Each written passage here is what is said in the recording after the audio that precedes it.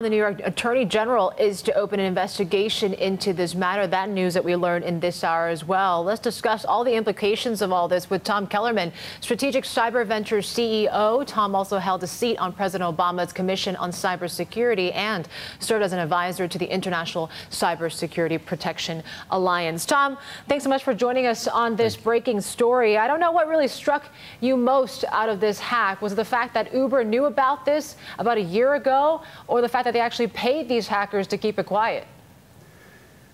The payment of ransom is egregious. I can't even believe it. And the lack of investment in proactive cybersecurity measures to protect their supply chain of developers, who were the reasons why the hackers had a footprint to begin with, was beyond the pale. I'm shocked, and I almost think that this is a bridge beyond regard as it relates to the standard of care that must now be imposed upon the technology industry as a whole. Is Uber likely to face any kind of fines or penalties on this at all? Can you talk a little bit more about what implications that they could be facing now?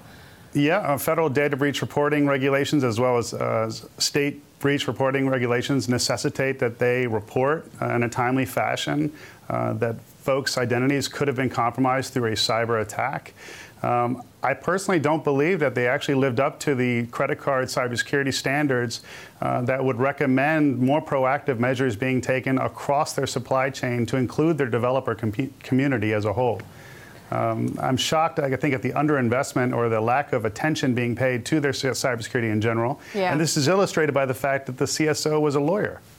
It is quite shocking, Tom, and as you say, beyond the pale here, and you're just waiting for another few months or maybe another month for another company to disclose a situation like this. So, given the situation, what are you implying should be done? Are we talking about some more government intervention, or what, in order to prevent or stop this from happening? So we need a federal data breach reporting standard that is overarching. That mandates higher levels of reporting, but also more proactive cybersecurity measures to be employed. Passwords are dead. The fact that the developers' passwords were stolen by hackers who then extorted the corporation and thus rendered potential identity theft across 57 million individuals is egregious. We have to move beyond passwords to things like adaptive authentication, and we need to actually pay attention to what we're investing in technology as it relates to securing our supply chain. The long-term sustainability of Silicon Valley will be based upon their cybersecurity strategy as a whole. And if companies don't comply?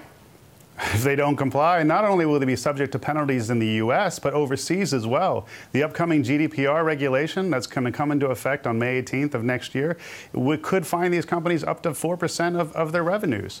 And this is a significant step. The biggest challenge, and I need to stress this to you, is that we are currently only investing 6% on the dollar of every dollar we spend on IT into security. Okay, it's like the three little pigs. Underinvestment in cybersecurity has gotten us to this place where we actually feel comfortable paying ransom to hackers. Crazy.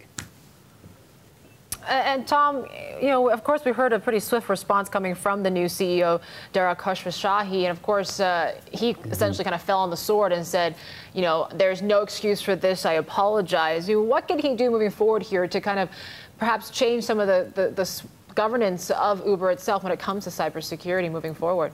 So I commend the new CEO by taking the bull by the horns and by making governance decisions internally that might fix the culture of insecurity that exists there.